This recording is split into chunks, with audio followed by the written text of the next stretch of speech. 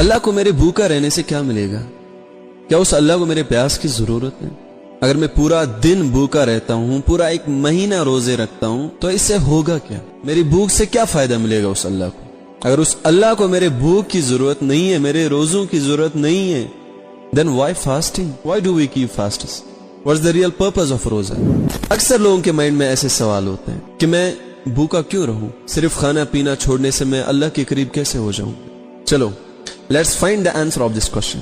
And trust me, यह जवाब सिर्फ तुम्हारा रोजा नहीं, तुम्हारी पूरी जिंदगी बदल सकता है। अल्लाह कुरान में फरमाता है, या अय्युहल्लज़ीना आमनू, ए ईमान वालों, कुतिबा अलैकुमुस्सियाम, रमजान के रोजे तुम पर फर्ज किए गए, कमा कुतिबा अलल्लज़ीना मिन क़ब्लिकुम, जिस तरह तुमसे पहले लोगों पर ये फर्ज थे। क्यों फर्ज थे? अल्लाह ने रोजे क्यों फर्ज किए हम पे? अल्लाह हमसे क्या चाहता है? हम पूरा दिन भूखा क्यों रहे? हम पूरा महीना रोजे क्यों रखे?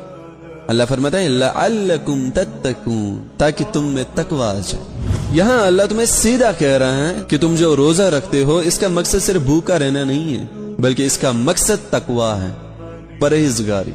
अब यहाँ हमें जवाब मिल गया है कि रोजा रखने से इंसान के अंदर तकवा पैदा हो जाता है। Now what's the meaning of तकवा?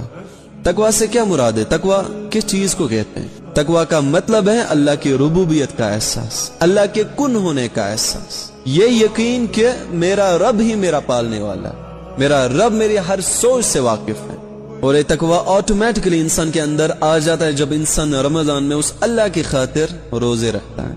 जब दिन के 20 धूप तेज होती है, प्यास हद से ज्यादा होती है, पानी पास में होता है, कोई इंसान तुम्हें देख नहीं रहा होता, लेकिन हाथ रुक जाता, दिल गवारा नहीं करता कि मैं कुछ खाऊं या पीऊं। ऐसा क्यों? क्या यही तकवा है? क्या इसी को तकवा कहते हैं? जब कोई नहीं देख रहा होता उस अल्लाह के सिवा और तुम अकेले होते हो, लेकिन फिर भी तुम्हारा दिल तुम्हें इजाजत नहीं दे रहा है कि तुम कुछ खाओ या पियो। तुम्हारे दिल के अंदर आवाज आती है कि अल्लाह इज वॉचिंग, अल्लाह तुम्हें देख रहा है, भले इंसान मुझे कोई ना देखे, बट वो रब मुझे देख रहा है। एंड यही तकवा है, दैट्स कॉल्ड तकवा।